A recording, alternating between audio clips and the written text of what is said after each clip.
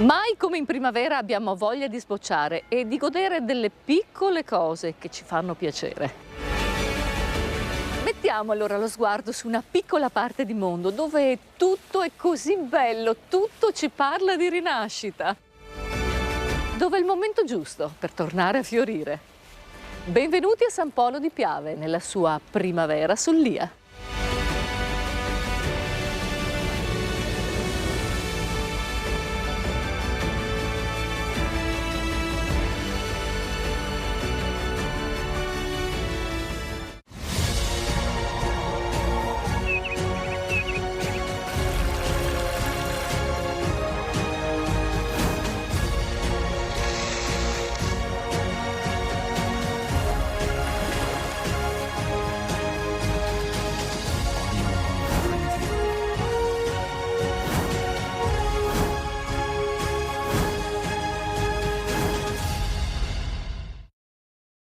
Quest'anno a San Polo di Piave si tiene la tradizionale festa di primavera, sì, ma con una veste tutta nuova. Ne parliamo con Claudio Ongaro, presidente della Proloco. Ciao Claudio. Ciao Ida. Una veste tutta nuova per questa grande festa. Sì Ida, prima si chiamava Gemme d'Aprile, da quest'anno si chiama Primavera Sollia.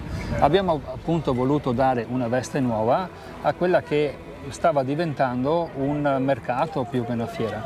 Infatti abbiamo cercato di dare precedenza all'artigianato, come poi potete vedere, all'artigianato, a prodotti tipici, tanti pittori. Poi all'interno dell'AIA ci siamo noi come Proloco, che abbiamo fatto uno stand in cui si possono degustare piatti a base di erbe spontanee, asparagi e tanti altri prodotti della primavera, che ci fanno venire esatto. l'acquolina in bocca, gli asparagi, le piccole erbette spontanee. Avete una caponata buonissima, perché io prima sono passata di là veramente. Ma non basta, molte sono anche le visite guidate a questa terra storica. Esatto, ci sono, importantissima la visita guidata al campanile, poi si possono visitare le antiche cantine Giol, il castello, sempre tutte con visite guidate. Ruolo importantissimo giocano qui in paese le associazioni, le vostre numerose associazioni. Sì, infatti quest'anno ne abbiamo coinvolte diverse, che poi andremo a trovare in piazza Marco d'Aviano, che propongono appunto le loro attività di vario genere, dalle sportive, associazionismo e tante altre cose. Assolutamente sì, ma noi li vediamo e li sentiamo arrivare già in lontananza, ma ormai sono qui. Cosa succede? Sta arrivando l'esercito della Serenissima Repubblica di San Marco, che tra pochi minuti inizierà il loro spettacolo, la loro evocazione storica. E allora facciamo un attimo di silenzio e lasciamoli entrare nelle case dei nostri telespettatori. Tarvisio! Fidelis! Tarvisio! Fidelis! Tarvisio! Fidelis!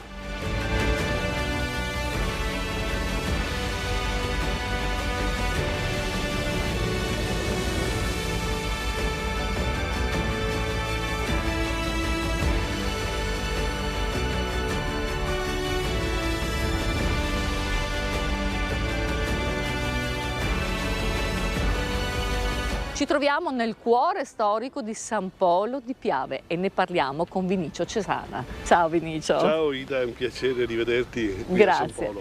Cuore storico ma anche cuore della comunità. Certo, perché qui ci troviamo tra la chiesa parrocchiale, il campanile, ma questo complesso unico nel suo genere che per secoli ha rappresentato la vita sociale ed economica di San Polo di Piave. Questa è l'agenzia realizzata dai Papadopoli, poi continuata dalla famiglia Giol, ma che ha origini antichissime. Si parla di questo Canevon esistente già nel 1400. E il loro vino veniva, Vinicio, commercializzato già allora in tutta Italia. Un vino famosissimo. Stagionalmente venivano spediti da San Polo i cataloghi con le proposte dei vini che venivano realizzati qui a San Polo. C'era per esempio un Borgogna San Giorgio oppure un vino Castel San Polo.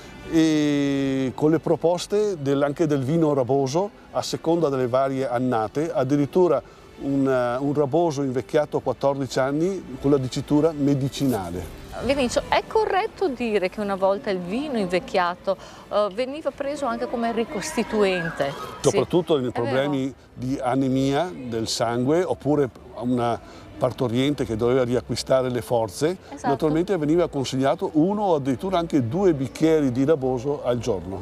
Questo mondo d'oro dei Papadopoli finisce con l'invasione del 1917. Sarà Giovanni Gioel poi che nella ricostruzione dopo la Grande Guerra rimetterà in uso le cantine che ancora sono in attività. E naturalmente il nostro viaggio con Vinicio continua, passiamo dietro il campanile dove troviamo il castello Gioel. Un vero e proprio castello delle favole, sì, perché qui nel 1902 ha luogo un matrimonio veramente importante, Vinicio. Certo, nelle oltre 20 residenze, palazzi Papadopoli che ci sono nel Veneto, questa era la residenza preferita della famiglia, tanto che nel 1902, il 10 settembre, la contessina Vera Papadopoli sposa Gilberto Arrivabene Valenti Gonzaga, che sono gli attuali eredi della famiglia che abitano nel palazzo Hotel La Man a Venezia. Ecco, è stato un matrimonio da favola perché raccontano che il corteo nuziale è uscito da quel portone e è sfilato fino a entrare in chiesa su un tappeto rosso e la festa naturalmente poi ha coinvolto tutta la giornata questo spazi e alla sera i mezzadri hanno potuto assistere dai cancelli chiusi naturalmente alla festa dei signori. Al giorno d'oggi Vinicio continua questa atmosfera nuziale, come? Certo, perché in questo castello molte coppie scelgono addirittura di celebrare il loro matrimonio. Ricordiamo che questa è tra le 4.500 ville venete quella che ha la maggior superficie d'acqua e scelgono proprio di sposarsi in questa isoletta al centro del lago.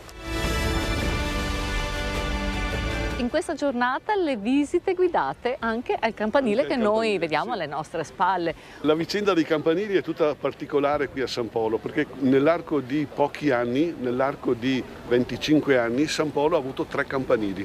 L'antico campanile che si trovava davanti alla chiesa che è stato abbattuto perché era troppo vetusto. Il secondo campanile è durato solo 3 anni, inaugurato nel 1914 e poi fatto saltare dal genio italiano il 7 novembre del 1917 perché volevano abbattere tutti i campanili rivieraschi del Piave per non permettere all'invasore che fossero da osservatorio nel controllare i movimenti delle truppe italiane oltre il Piave. E questo ultimo è realizzato e inaugurato nel 1925, però sappiamo che il 13 giugno 1924, esattamente 100 anni fa, le campane hanno suonato per la prima volta ed è stato un suono liberatorio perché era proprio il segno che era finita la guerra, finita la distruzione e eravamo già a buon punto con la ricostruzione, la ripresa della vita sociale e della vita anche economica.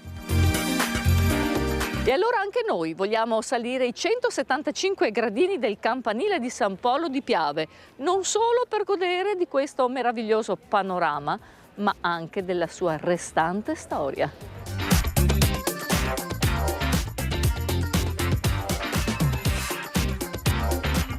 Abbiamo fatto i nostri 175 scalini, siamo a circa 40 metri di altezza, l'aria e l'altezza si fa sentire, ma troviamo un panorama eccezionale, nonché abbiamo visto un orologio e delle campane da portare a casa dai nostri telespettatori.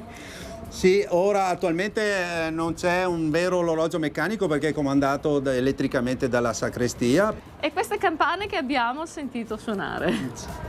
Allora, queste campane qui sono belle. Campane dei primi del Novecento, del 1924. Le campane precedenti erano state usate per fare cannoni e pesano 1400 kg la grande, 1100 kg la media e 900 kg quella piccola. La campana piccola che vedete qua è l'unica che si è salvata dagli eventi bellici perché questa risale ancora all'800, è stata ritrovata sotto le macerie del campanile abbattuto.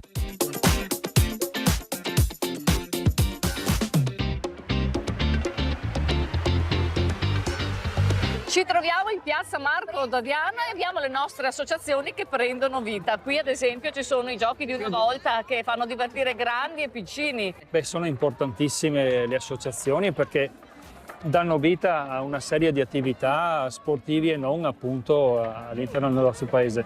Qui troviamo il basket, poi c'è la pallavolo che oggi ha organizzato un mini torneo, poi abbiamo la biblioteca che ha organizzato un giralibri, quindi uno scambio di libri e di giocattoli, poi ci sono 2 associazioni insieme, 1, 2 o 3, e anche l'associazione Navollo Libero che si occupano di persone e di ragazzi con disabilità. Gli alpini che ci danno una mano a rifocillare tutte queste persone. Sono i presenti. Poi c'è anche l'asilo.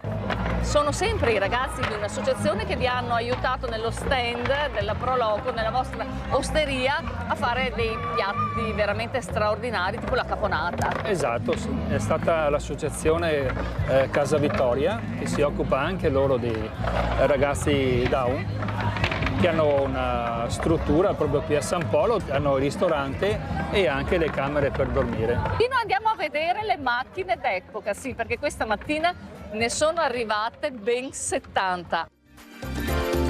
Ma è più una cultura o più una passione quella delle macchine d'epoca? Direi che sono entrambe le cose, una bella cultura e anche una bella passione.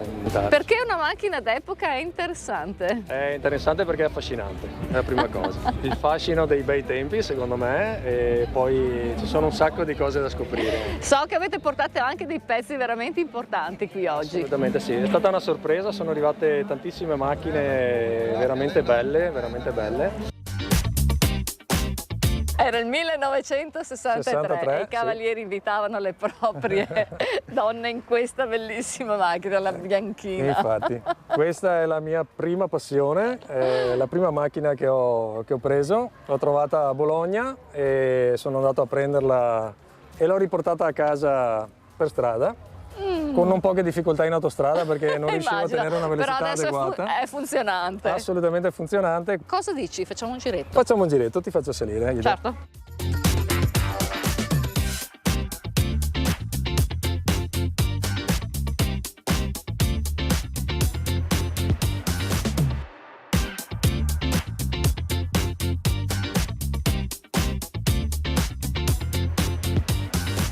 Un altro club che ha risposto alla chiamata della Proloco di San Polo di Piave. Da dove arrivate voi? Allora, noi siamo di Casale sul Sile e su invito del signor Fabio siamo arrivati qua con circa 18 macchine. Cosa si prova a portare nelle piazze questo tipo di auto? Che emozioni risvegliano nelle persone? Beh, direi è un'emozione intanto dei tempi di una volta e quindi risveglia un po' anche quello che era la coscienza di una volta e dei nostri tempi. E quindi con soddisfazione abbiamo visto che la gente ha risposto, vale la pena di fare questo tipo di manifestazione, direi. Lasciamo San Polo di Piave e la sua festa di primavera, dove tutto sembra parlare della stessa cosa: bellezza, poesia e felicità del cuore. Grazie, gentili telespettatori, di essere stati ancora una volta in nostra compagnia. Io vi do appuntamento la prossima settimana con il nuovo viaggio di itinerari turistici. Buona serata.